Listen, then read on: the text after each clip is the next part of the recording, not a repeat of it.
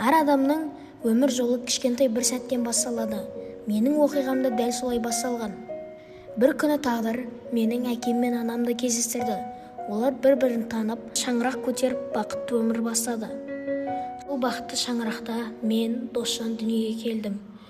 Бұл күн менің ата-анам үшін ең қуанышты сәттердің бірі болды. Мен олардың үміті мен арманына айналдым. Менің балалық шағым қызыққа толы өтті. Әр күнім ойынмен, күлкімен, шаттықпен өтті. Уақыт өте келе, мен алғаш рет мектеп табалдырығын аттадым. Мен Тұран мектебіне бірінші сыныпқа қабылдандым. Бұл менің білім әлеміне жасаған алғашқы қадамым еді. Мен әрдайым сабақты жақсы оқуға тырыстым. Мектептегі жетістіктерім мені алға жетеледі. 4-ші сыныпта мен номер 140-ші мектепке ауыстым. Жаңа мектеп, жаңа орта, жаңа мүмкіндіктер әкелді. Мен жаңа достар тауып, өзімді жаңа қырымнан көрсете бастадым.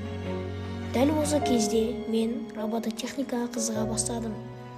Роботтар құрастыру, оны басқару мен үшін өте қызықты болды.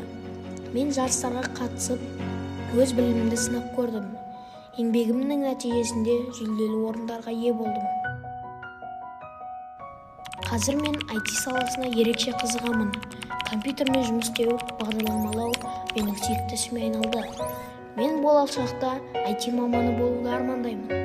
Менің арман жолым енді ғана басталды. Алда мені әлі талай белестер мен үлкен жетістіктер күтіп тұр.